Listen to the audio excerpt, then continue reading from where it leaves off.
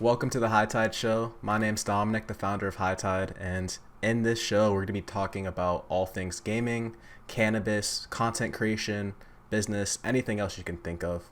And I'm so pleased for our first episode to be joined by the head of gaming operations at High Tide, Res. What's going on? What is good, y'all? It's your boy Res. Y'all already know what it is, what we're about to do. We're about to bring some knowledge. So we have a few things to talk about in this episode, and I want to start by going over the Black Ops 7 launch. Then we're going to talk about our Dreamhack recap from Dreamhack Atlanta, go over everything that High Tide did, what we liked, disliked. We got a lot to talk about there. And then we're going to transition into the GTA 6 delay. And then finally, we're going to go into different gaming movie screenshots. I think the Zelda movie screenshot got leaked. It's going to be a good discussion. Let's get into it. Black Ops 7 just launched, I think not even a week ago. It's only been like 5 or 6 days. It launched last Friday. And I just want to get your thoughts on that, Rez. It's the beginning of a new era that we are seeing in COD. It's absolutely insane what COD is finally being able to bring us. For years, so many of us have asked, no skill-based matchmaking, and definitely on the PC side, no aim assist. That's always been a big discussion when it comes to PC and controller games.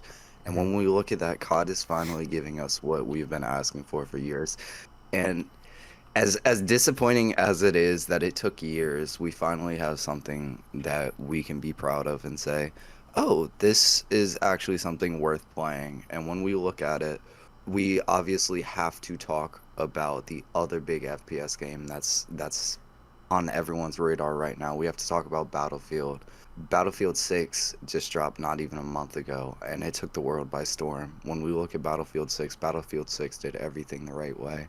And you can see it throughout the crowds that it brought. It had one of the biggest launches in FPS history. When you look at the numbers, they're doing everything right. They're listening to their community. They're trying to grow, especially after 2042. They had to make the next big leap into gaming and show the world what they were able to do within Battlefield and bring Battlefield back to its roots. And I think COD finally has some competition in that regard. We're seeing people who have been playing COD for years switch over to Battlefield and vice versa. We're back to the FPS wars, if that's what we can call it, which is absolutely insane to see. I know you've played Battlefield 7 a little bit, Dom. What are your thoughts so far on Battlefield 7?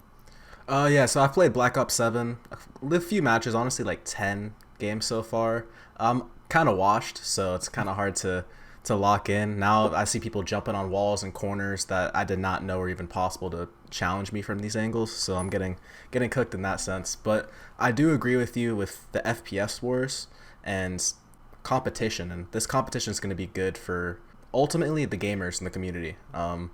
It's going to make Black Ops 7 have to listen to their community more and what the fans want to see from Black Ops 7, because Battlefield 6 is bringing it to them. What is it? Battlefield 6 dropped their own Warzone competitor as well. I think it's called RedSec. I'm not too big into Battlefield, and I haven't even played the new Battlefield, so I can't talk about which game I think is better personally. For me, that has to be Black Ops 7 because I haven't even played Battlefield 6. But I think this competition's great. And you said they removed skill-based matchmaking, which is also very, very good. I'm tired of playing, people my own skill level. I want people worse than me too. It's a benefit and a curse. You get people better than you too. But I like being able to shit on people. It's fun. Easy way to put it, simple. And yeah, I definitely messed up earlier. Said Battlefield 7. We're not to Battlefield 7 yet, guys. Hopefully Battlefield 7 will be insane when it does drop. Just to touch a little upon what he said, it does seem like we're seeing a big competition between the two. As you could see, Battlefield dropped their own Warzone white game mode, their own battle royale called RedSec. If you haven't tried RedSec yet, definitely got to give it a try. It's something new. It's that blast of fresh air in gaming. It definitely sets itself apart from all the other battle royales that we see on the front lines right now. And it's actually wild when we look on the other side of things in Black Ops 6, we're seeing a 20v20 that is similar to the standard Battlefield 6 domination modes. So we're seeing it on both sides where they're both leaning into each other's kind of groove and moving forward from that. Sports is definitely heating up for the year. Sorry, I was gonna ask real quick: is Battlefield 6 RedSec free like Warzone is? Like I don't need to buy Battlefield 6 to play their Red Sec version? RedSec is free. Okay. RedSec is free to play without having base game, Okay, cool. Cool, cool. which I haven't given it a try myself yet, and I honestly need to. It does look interesting. From what I've seen, it's one of the first full-on warfare battle royales that we're seeing. The actual adversity that we're seeing with the amount of vehicles that are in it, the amount of weapons, and just the different way of playstyle from the other battle royales is really setting it apart. So I kind of want to continue this conversation with Black Ops 7 and Battlefield 6 and really ask the question, did Call of Duty, did Black Ops 7 do enough this year to maintain its reputation? I think that's a question that's left to be seen. I think we'll still have to wait to see how the year progresses. As of right now, I think Black Ops 6 had an amazing launch. The only things, in my opinion, that didn't go so well are the campaign. I think the campaign is something they need to tone back and really listen to the community. When we talk about we want boots on the ground, when we talk about we want the OG style Call of Duty, that is one of the main things we're talking about. The campaign is what feeds into the story of the game. If you can set a campaign, that's a good campaign again. That, as much as people don't like to talk about it, that's what set the direction for most of the other CODs. When you look at the original Modern Warfares, yes, the multiplayers were amazing, but what does everyone talk about? The campaigns. When you look at the original Black Ops 1, Mason! Mason! Mm-hmm. Yeah, Mm-hmm. y'all know what I'm saying. You think about the campaign. Yes, Black Ops 2 strayed away a little bit, but then we get back to Ghost. Underrated campaign. Yeah. Let's talk about that real quick. JK. We're talking about BO6. We're talking about BO6, guys. BO7, BO7. JK. Wait, yeah, It's they had a confusing though. BO6. They skipped BO5. Yeah. It does get a little confusing. We're like 20 games into the Call of Duty series, guys. Like COD's really lasted multiple decades, and back to the topic of the question, did they do enough? I think even if they didn't do enough, they're here to stay. They showed people that they can still make a decent game if they actually put their heart into it. And now we just need to see them put their 100% into a game like they used to, and hopefully we can get another great like we used to. Yeah, I really like what you said by saying obviously it's not the right time to make that decision. Did Call of Duty do enough this year to maintain its reputation? Like I said, we're not even a week in yet, so we still have the new car smell, if you will, for this Call of Duty. We still, we always like it, and this is kind of the cycle we see every year. The new Call of Duty drops, everyone's like, is Call of Duty back? And then 2-3 months later, it falls off a cliff, and people start, talking bad and downplaying it, and we start waiting for the new Call of Duty and repeat the cycle over and over and over again. So yeah, like you said, it's too early to tell. It is good that Battlefield 6 is giving them some competition. Like you said, it's going to ultimately benefit us as gamers. And what I really like too with this new Black Ops 7, and I think you mentioned it to me, is the green screen maps they added, which I think honestly is a good addition. The green screen maps are definitely really interesting.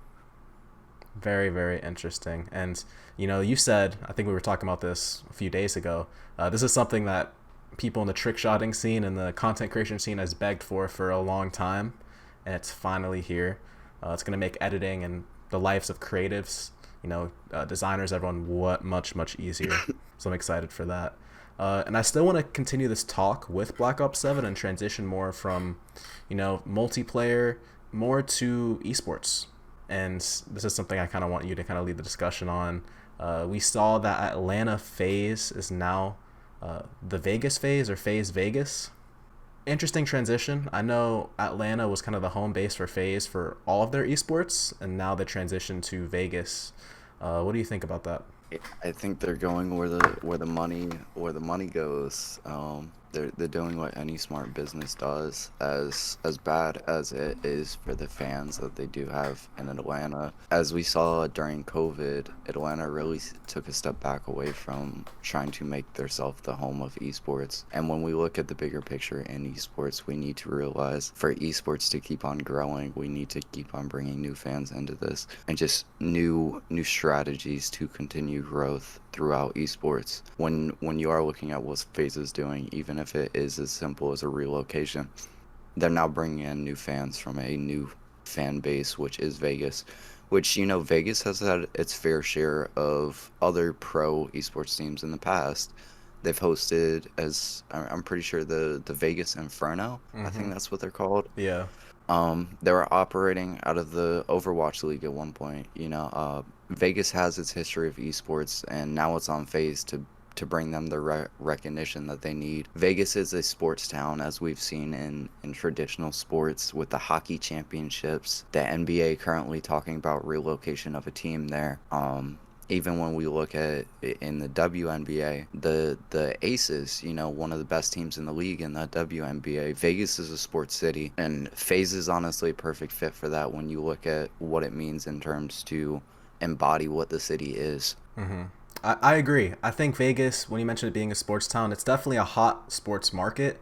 A lot of teams and all different kinds of leagues are currently trying to move to Vegas. I think another one being the Oakland A's in baseball trying to move to Vegas. And we just see it every year now in every sport, not just esports. Vegas is kind of growing as a hub for sports, and it makes sense from a variety of perspectives, but the main one being people like going to Vegas to obviously go on vacation, and it's a good destination for fans of other teams that want to see their team play against the Vegas team. And then in terms of esports, it's a great destination because we all know in Call of Duty and the CDL, you host, you know, one event a year in your city, if you choose to host, and they're already hosting a new event in Vegas this year.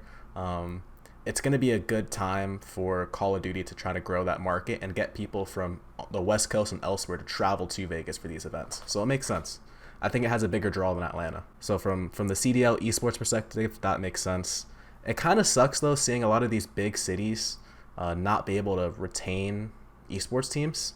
This kind of reminds me of Optic moving from, I think they were first, the Chicago Huntsmen, and then they moved to Texas and they became Optic Texas. So now they're the same thing. They were, instead of Atlanta FaZe, it's FaZe Vegas, just like now it's Optic Texas.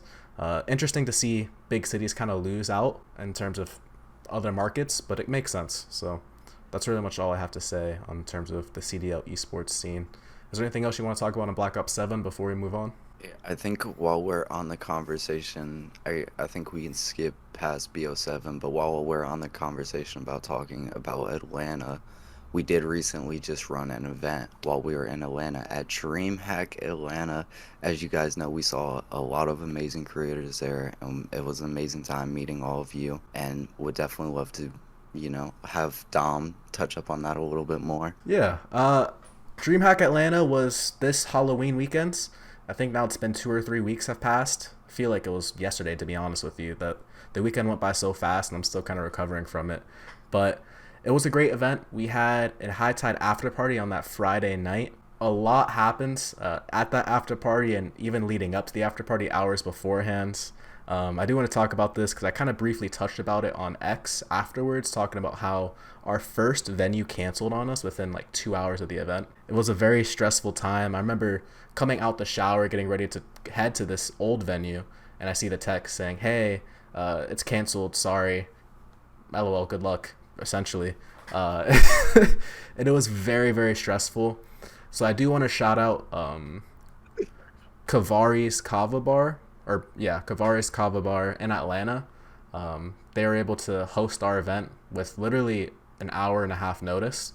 So shout out to them. It was a little bit further than what we wanted to host the event originally, which was closer to the Georgia World Congress Center. But the fact that we were able to get an event last minute from them was amazing. So shout out to them. It was a whole situation, I'm telling you. If you guys were there, I was stressing. I remember sitting outside on like the living room of our Airbnb, sending DMs to everyone on our RSVP list that I could, literally an hour before the event. So if you showed up to the new event venue location, thank you.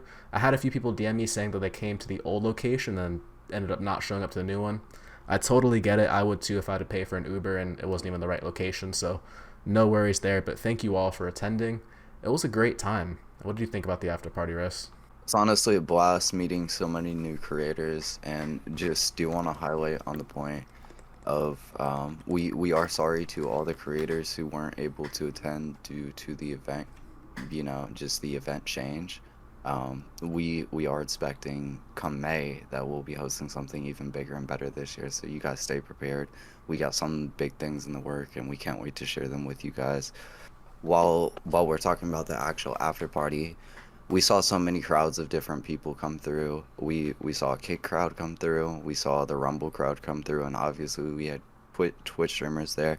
It was cool to see people creating content in the moment and actually see the content creators, that you see on X all the time. Was definitely a blast just to see their process and see how they work through their content. And like I said, just a blast to meet all the many and new faces that we were able to meet. We had the High Tide community come together, and as you know, we call you guys the High Tide fam on Twitter, and this is why we call you guys the High Tide fam. We're all family. We want to know each and every one of our members of our community personally, and we're glad that we were able to meet most of you live while we were at Dreamhack Atlanta, and we can't wait to see some of you guys again. Yeah, it was a great time, and I know we called it the High Tide After Party, but it was also a very good like networking social. The people we met, you mentioned we had a lot of Kick and Rumble creators there. The Rumble community came through to our after party. I'll tell you that. I definitely want to shout out a few creators that I met and networked with at the after party, like Midnight in the Mountains, Hemp Hero, CB Money, and Pudge. I didn't see him at the event. I know he had to kind of leave right before the event started. Still do want to thank him because he kind of helped start and grow our Rumble community in general. So he's been a great help there. And I was just excited to meet everyone there. We met so many people at the after party, including the owner of Power IRL, which is the IRL streaming company as well, which was really, really cool. He was a great guy. So shout out to Sneaka Playa. And it was fun. We also met people at the actual Dreamhack event itself on Saturday. Good time.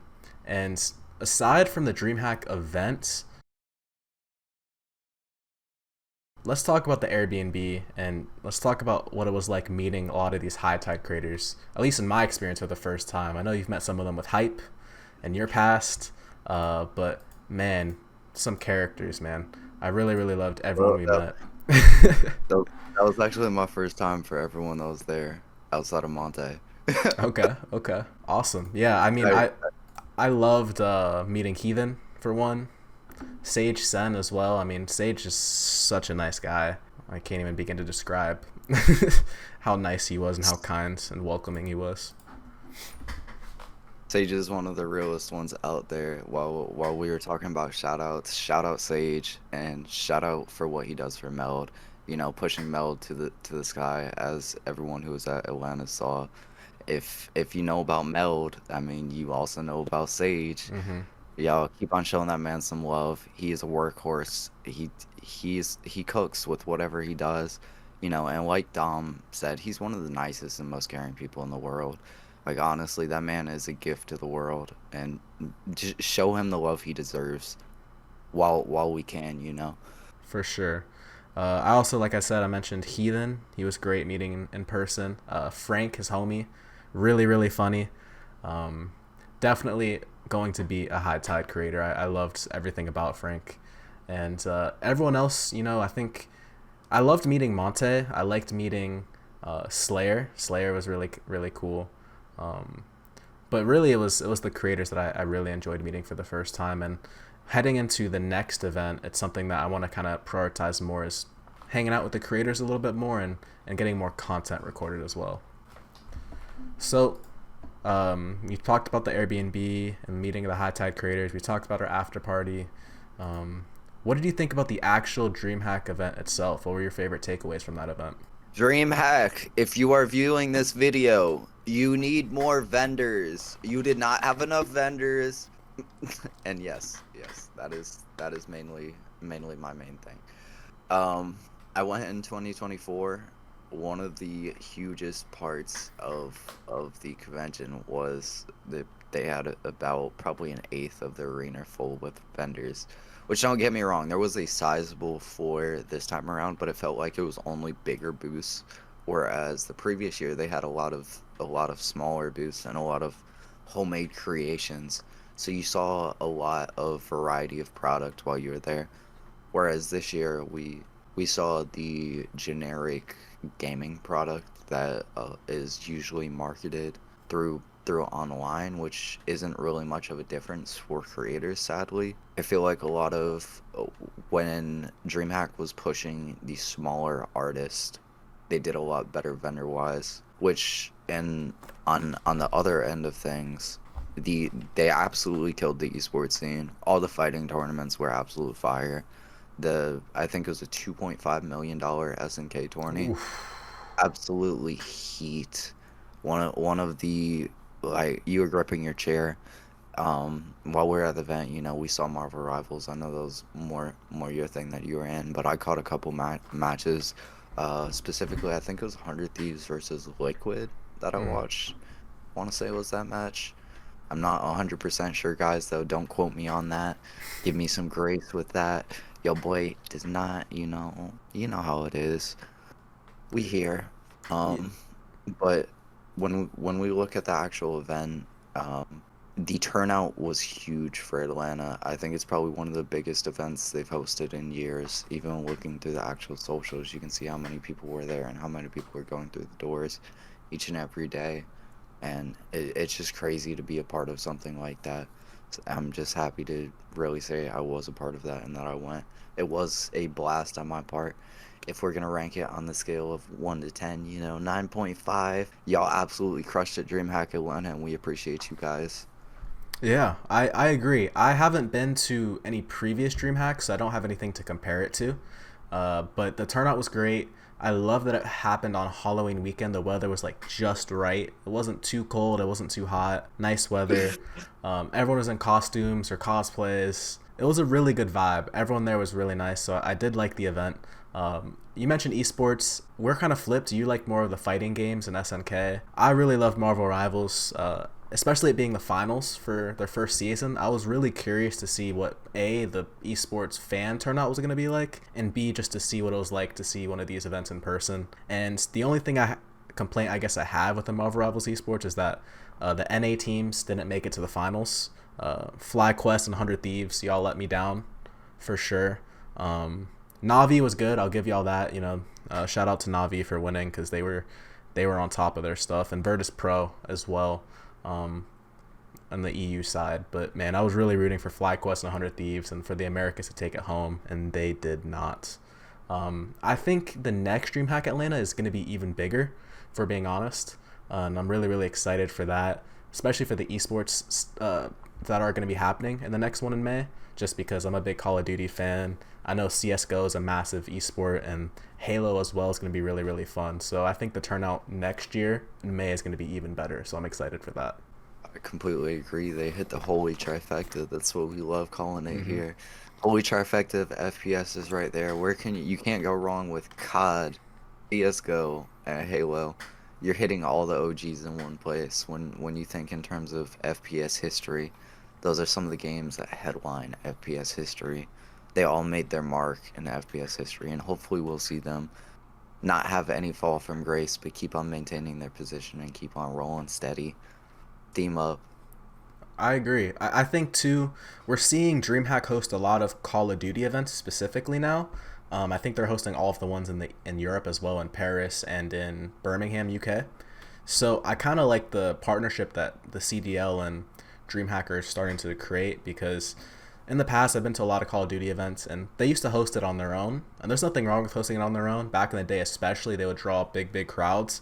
But I think having CDL as a partnership with an actual DreamHack convention is going to be great for the scene. It's going to be great for Call of Duty and to bring more eyeballs into the scene as well. So I really like that partnership. I completely agree with you, bro. Awesome. While we're talking about games that are making waves, we have to talk about one thing, and that is GTA 6. GTA 6, again, was just recently delayed. I believe this is the third time. While we are being seen the next generation of gaming, this is disappointing for a lot of fans who have been waiting. We're coming up on well past a decade of no GTA 6. We've been locked in with the GTA 5. I know a lot of us have already fatigued out of GTA 5, and we're just waiting hands down for GTA 6 to see what's new and what the future of gaming will be. While we are here, what are your thoughts on the GTA 6 delay, Dom? So I'm disappointed but not surprised at this point. I mean, at this point, I'm surprised if GTA 6 even gets released. If they tell me 3 months from now it's going to be delayed till 2027, I also wouldn't be surprised. Um, this game just better be worth it. At this point, I don't care how long it takes for them to release it. I don't care if they release it 3 years from now. Um, but they have to live up to the hype. The longer they take, I feel like the higher my expectations become, just because I just begin to expect more. It's taking you so long already, and you want to delay it even more. I know there's a lot to talk about when it comes to GTA 6 and what they're trying to add to the gaming scene and kind of basically evolve and change the gaming industry as a whole with how they're going to charge $100+ for the game and everything they're going to do inside the game with meta advertising and everything. So I don't know what you want to talk about first in regards to GTA 6. We have a few things written down, but I'd love for you to go further. But we've seen so many things come to light with GTA 6 it's wild how many games are to their sticks game when we actually look at IPs. Like, we're just going to take a moment to talk about that real quick. 2 minutes of your time, guys. We are at games where IPs, one of the first games we saw like that was Final Fantasy. I don't even know what Final Fantasy is on now.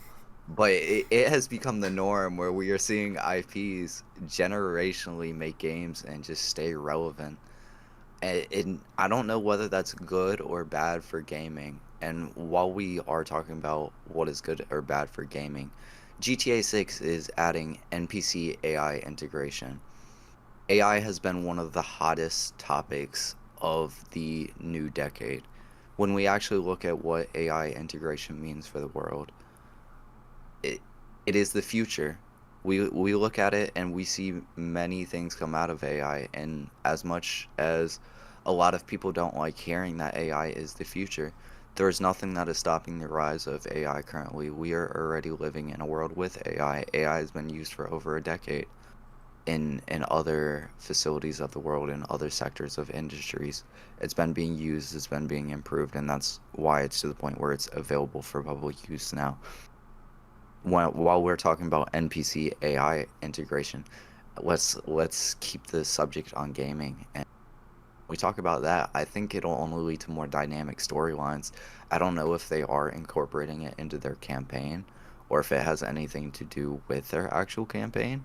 But even realistically, everything we always dreamed of as kids, GTA is promising us. You're going to be able to interact with every AI that is on the map. Each AI is going to have their own routine that they have each day, whether it be going getting coffee every morning, going to work every morning, whether it be a homeless man begging on the street. We're going to see that in GTA, and we'll be able to see their daily routine. And that's not even the craziest part. We're also seeing weather cycles, which are in turn with the AI integration. We're also seeing a whole scale map where most buildings are going to be enterable, which when you actually look at AI in gaming, we're able to do that because AI is able to upscale everything.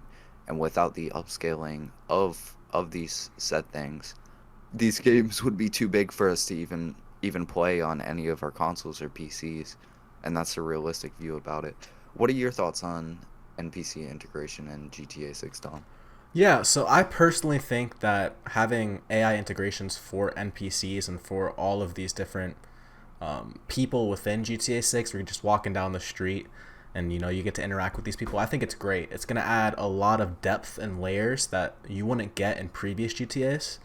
In the past, what could you do to the NPCs? You could beat them up, you could punch them and stuff, but there really wasn't else much you can do. They had the same 3 or 4 different lines that they would tell you if you look at them or get in their way or punch them, and that was that. So having these NPC AI integrations is great. I think there's a lot of possibilities and things that it opens up for these developers to work on. It could be just as simple as you have your mic plugged in and you're walking down the street, and I don't know, what's an example? Like you have a conversation with the AI literally right next to you on the street. You could be like, yo, your breath stinks, and they'll be able to clap back and tell you something. Or there's going to be so many different possibilities, and I'm really excited to see how they integrate the AIs into these NPCs, and especially into the Florida man. Like, that's where I think it gets really interesting, because how are you going to create an NPC Florida man? Like, what's the interactions there is going to be amazing. So I'm really excited to see what they do. That is going to be absolutely amazing. Didn't even think about that with GTA 6 being set in Florida.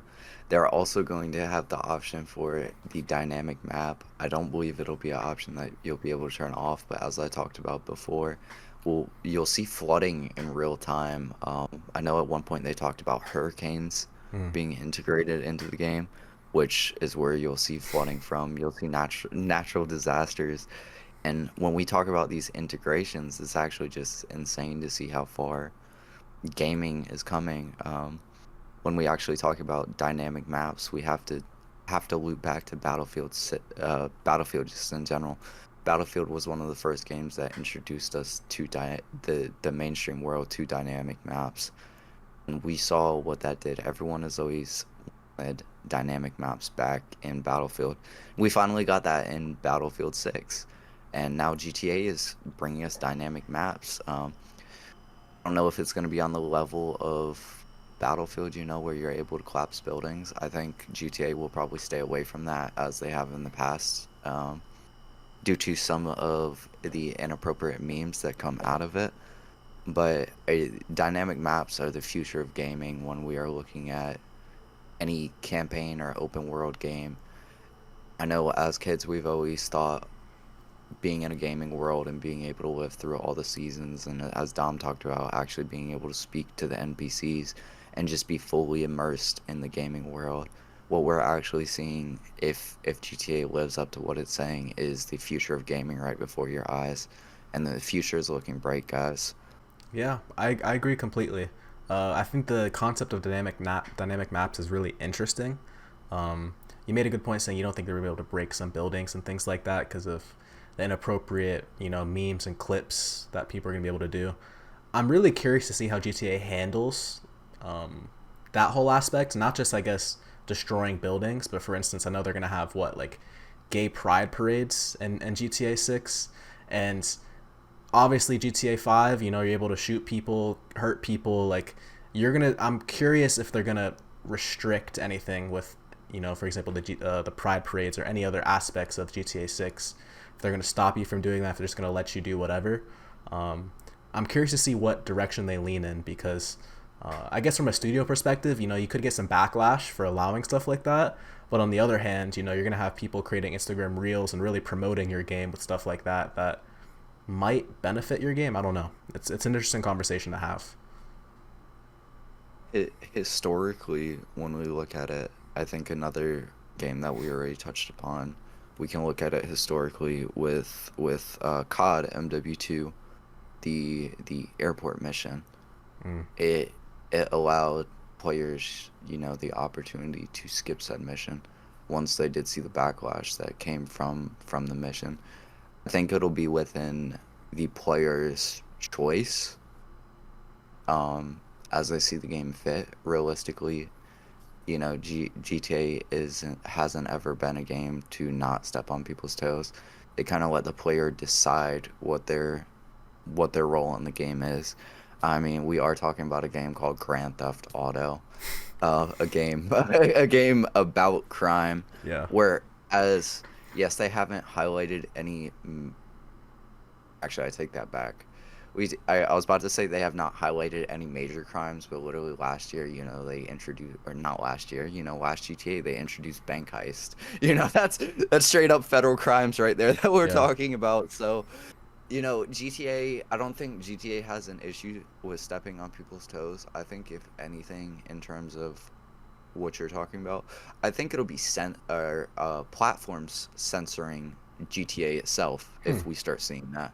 I don't think it'll be GTA so much censoring it themselves, but I think for example, I think we could see any of the mainstream platforms, anything involving, I really don't know where I'm going. Like anything that is too much and not toned down enough, I can really see, like, specifically YouTube, toning it down themselves.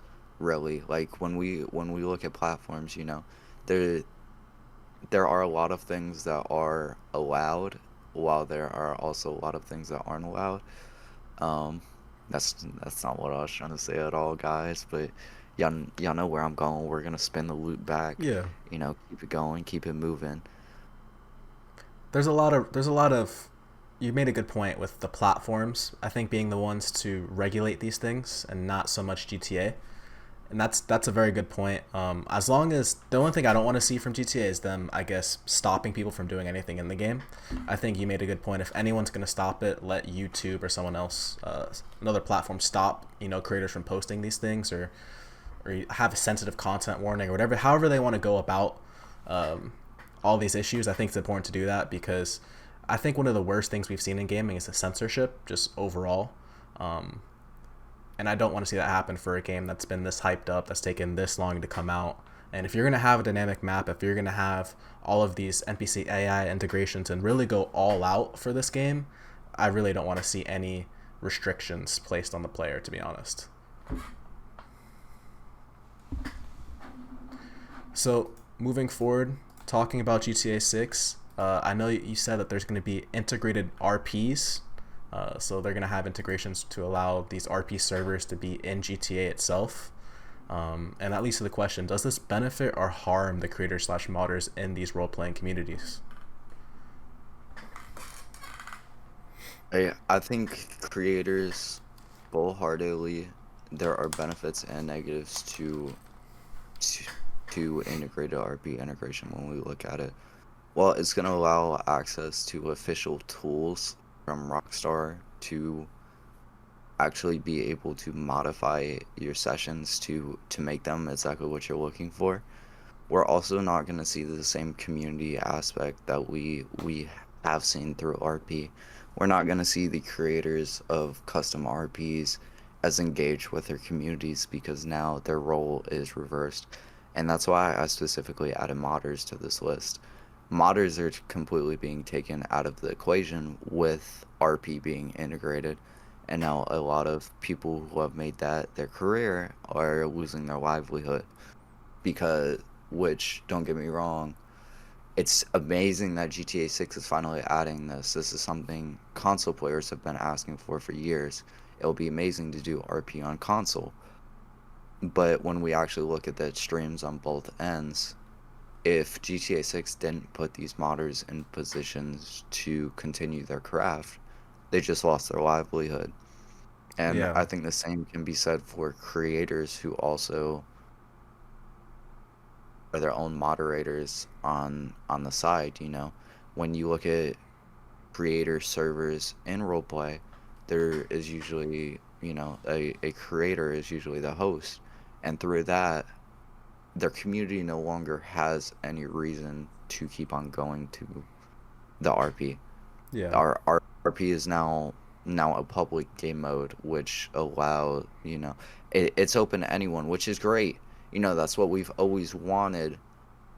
But the issue stems from GTA taking so long to do this that now people are just in bad positions. What are Yeah. your thoughts?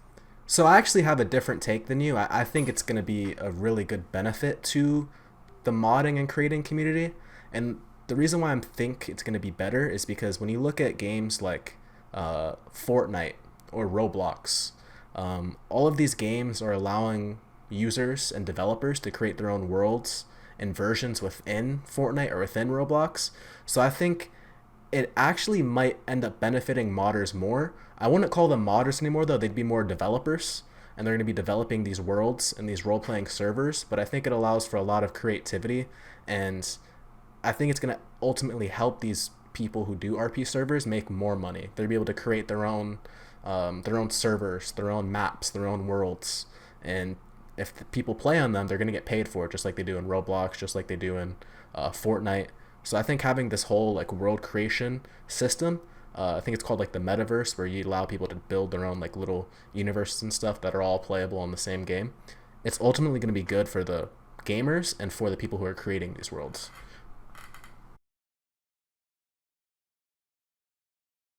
I definitely agree with you to an extent. We have seen it done, like you said, in Fortnite and Roblox, and now we're seeing it in Battlefield 6 with their new workshop Forge mode. I think it just really depends on how GTA 6 goes about the process. When we look at traditional GTA Online lobbies, because we have seen kind of somewhat a fraction of a workshop through the custom maps and custom game modes that they allow through GTA Online. I think if we look at anything that they've done with that, if they continue the way that they've done with that, it won't be as beneficial as might be thought. But I definitely think that's definitely hypothetical. It definitely just depends on which way they go about it. I think they would need a completely new system similar to like what you said, what Fortnite and what Roblox already do, where they are able to feature those custom modes, custom maps, whatever it may be. While we are on this topic, GTA, as we've talked about, GTA has a lot of things promised, a lot of new integrations. One of the other things that has been leaked but is not 100% confirmed is lockpicking and hacking, similar to Watch Dogs, similar to Cyberpunk. Do we think that is good for GTA, or is GTA doing too much?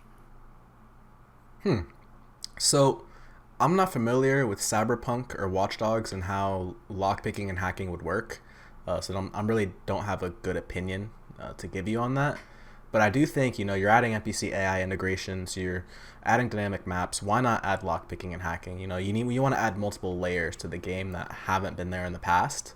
What do you think? I completely agree with you when we talk about there being a fully accessible map of buildings, and we're not talking about just primary buildings that you can enter.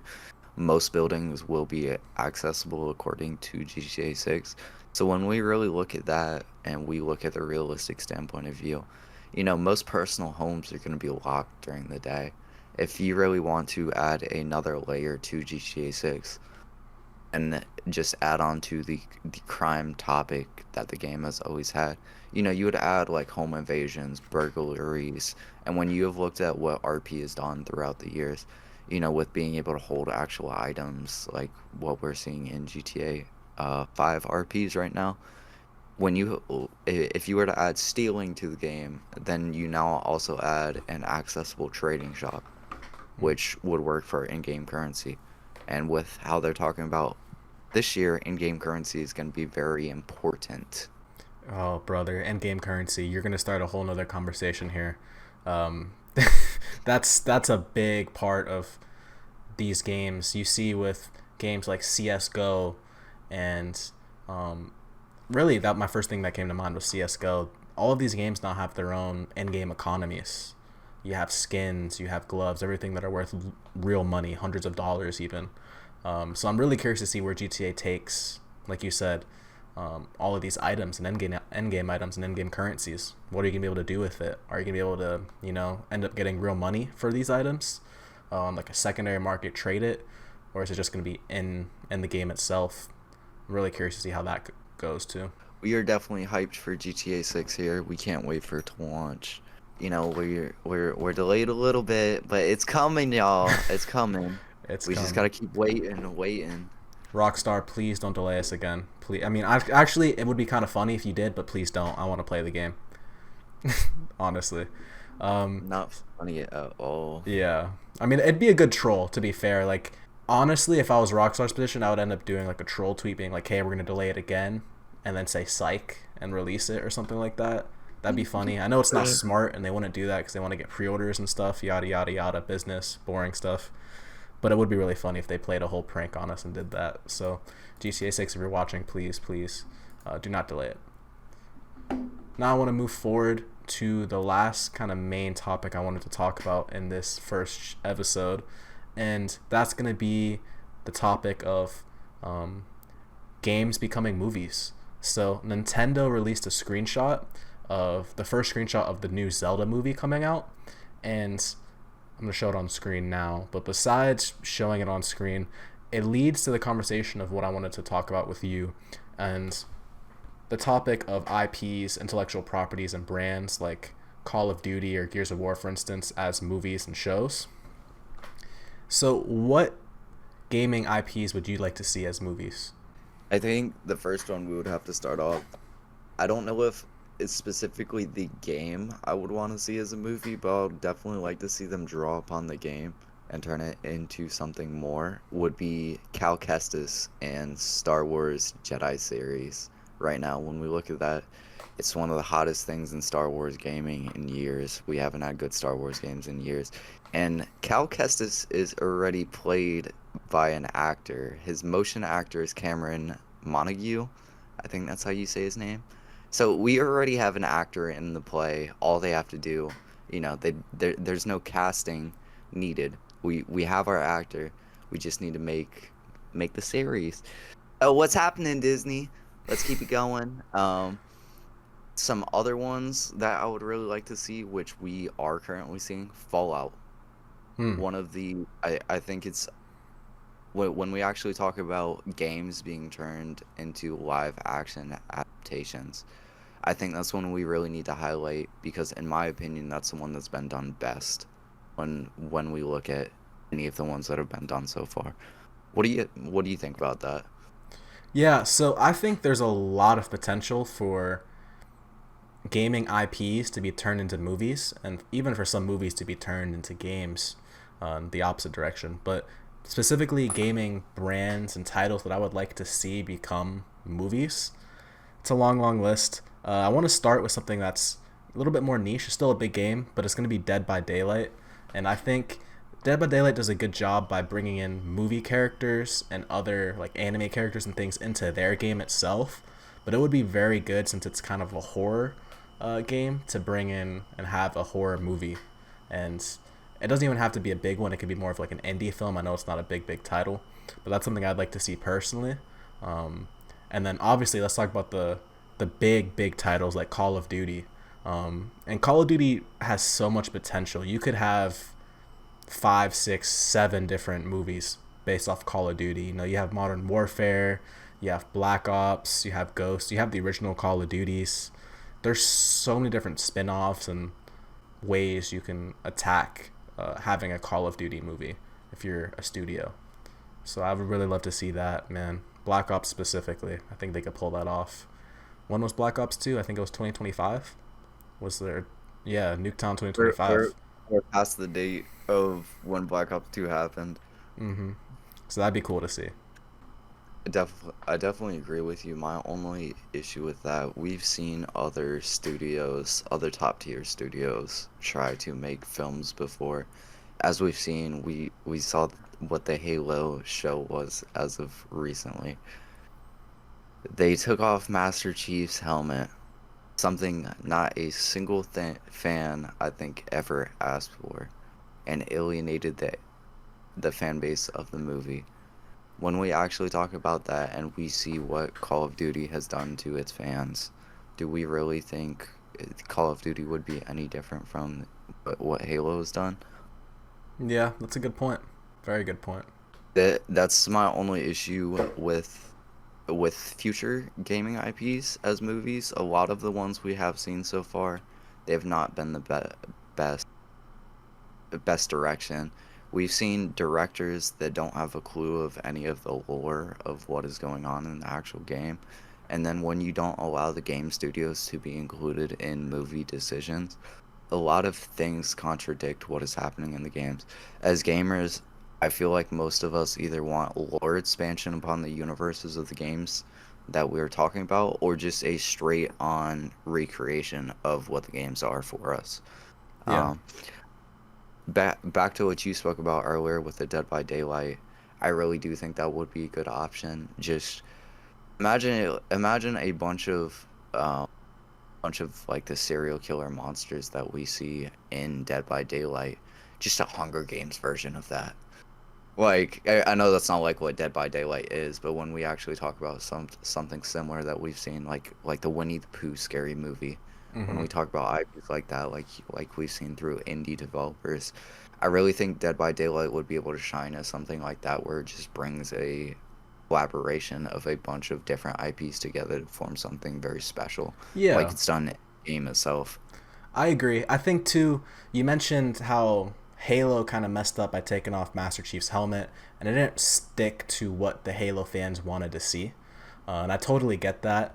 I think a movie doesn't have to necessarily follow the exact, I guess, lore and everything of the game itself. I think a good example of that would be Minecraft. Uh, Minecraft, the movie was honestly I liked it. It was very funny, but it was not serious. and they kind of leaned into the fact that it wasn't serious, and they leaned into the whole Jack Black satire, funny aspect of it, and I ended up really liking the movie because of that. It definitely was not, I guess, Minecraft lore accurate. It was based off of someone in real life finding a glowing stone that transported them into the Minecraft world. That's definitely not what I would consider like lore accurate. There's really no lore at all for Minecraft, so they kind of had to come up with something like that. But I did really like the movie itself. So I think there's ways to go about creating these movies that don't necessarily have to be lore accurate. For a movie like Call of Duty, though, I feel like it would have to be more serious, more more accurate to what we've seen. So I can see a movie studio messing that up if they don't have the right game studios involved in this decisions and then the writing process. Well, like shooting back to what you said about Halo, even outside of the TV show, they had movies over a decade ago, and one of my biggest things with the movies, when we talk about Halo a decade ago, that was one of the biggest FPS games on the planet a decade ago. Like, let's be realistic here. One of the biggest fan bases ever. The studio gave them C-list actors. It was an hour-and-a-half movie, and it was supposed to be about the actual attack of the Covenant on Earth, like what started the Halo War. But I think which I don't think was an issue, like you said, like movies going off script from what the games show. And that's kind of what I touched upon earlier, was just lore expansion for anything. Like something like that is just lore expansion. As long as you're able to expand the lore, you did good, which I think the Minecraft movie really did expand into that a little bit. Like it was like what you said, it was goofy. Everyone knew it was just a goofy play on things. It was meant to be taken not seriously. It wasn't I don't really feel like Minecraft is as serious of a game as games, that are like campaign oriented. But like Call of Duty, for example, if we were to see a Call of Duty movie, I would straight up want to see a Modern Warfare 2 one. Like hands down, I think when we talk about campaigns for Call of Duty, I think everyone can agree. Call of Duty Modern Warfare 2. I think we would have to see, the invasion of the U.S., Makarov in the airport, General Shepard doing his thing for the finale.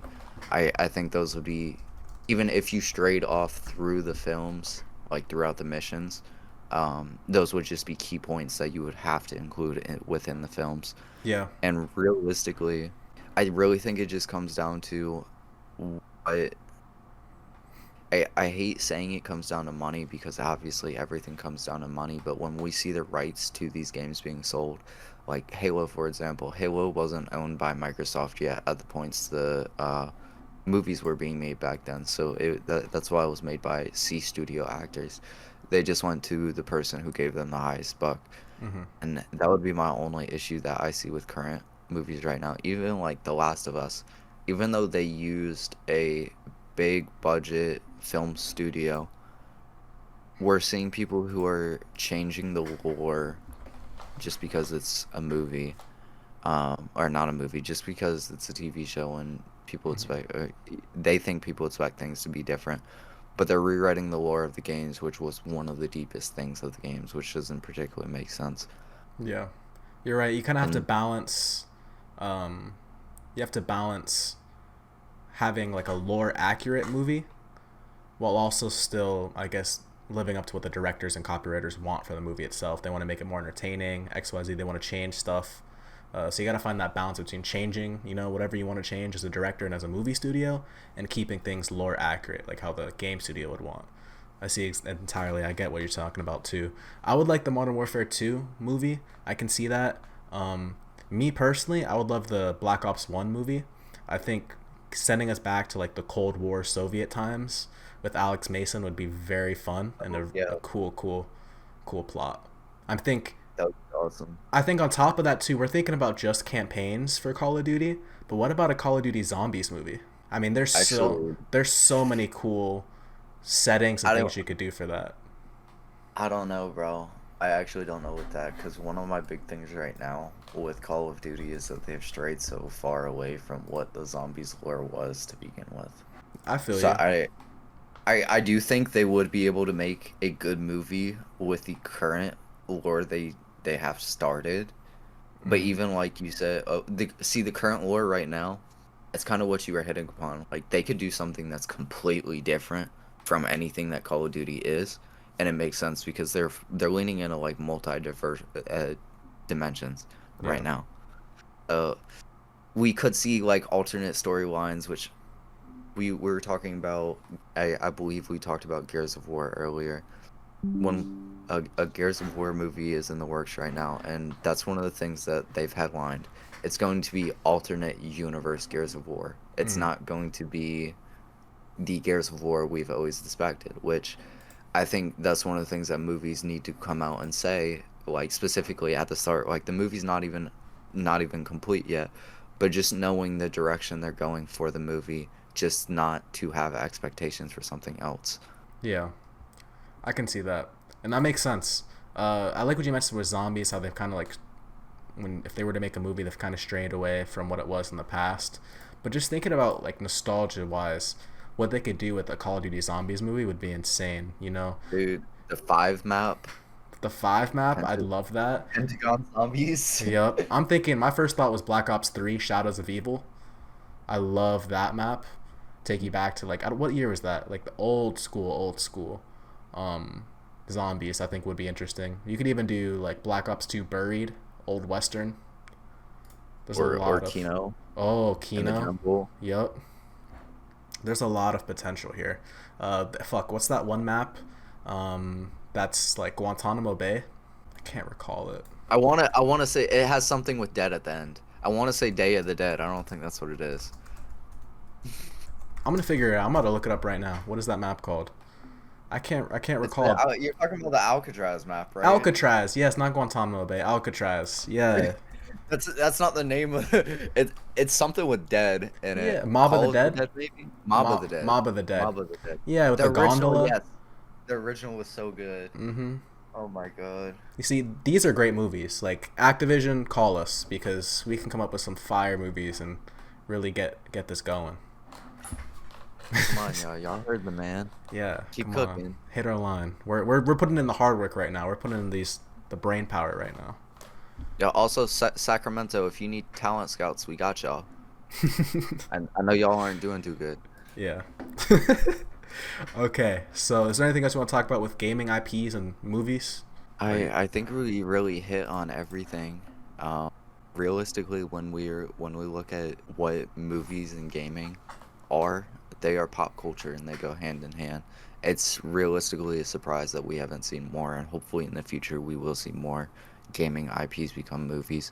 That was always something I wanted to see throughout my childhood, and I'm glad we did get to see a few within this decade so far, but hopefully within the next 5 years they keep on pushing movies and gaming IPs forward. I really think gaming has taken over the world, especially for our generation.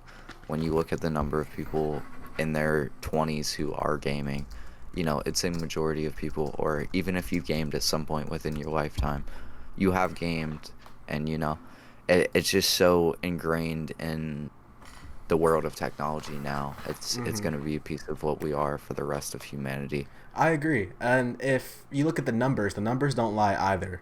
The gaming industry generates more revenue than every other entertainment sector combined. That includes film, TV, and music. Gaming is bigger than all three of those combined. So it is a big industry. It's has a loyal fan base, and people who game tend to game their whole life. People thought it was like a kid thing that as you got older you stopped gaming, but data's coming out that's showing that is not the case at all. People are gaming up to their 40s, 50s, and we're seeing a bunch of people who are gaming in retirement. You know, they have a lot of free time, and they're finding their love for gaming at an older age. So it's an industry that's only going to continue to grow if you have, you know, especially if you think that AI is going to displace a lot of jobs, and it's going to lead to some sort of place where a lot of people don't have jobs and they're just kind of getting paid like a UBI situation. What are they going to do with their time? I think gaming is only going to continue to grow no matter what happens. So it's a very, very good industry, and I would love to see movies continue to be adapted from these gamings. So yeah, that's all I have to say for the High Tide Show, the first episode of the High Tide Show. I appreciate all of y'all for stopping by and watching. If you've watched this far, thank you. You're a real one. Make sure to check us out on Instagram and TikTok and X, especially. Our X's are on here. At Resin with a L for Res, and at Dominick B. Diaz for myself. And I hope y'all have a wonderful day. We'll see y'all next Saturday. Peace.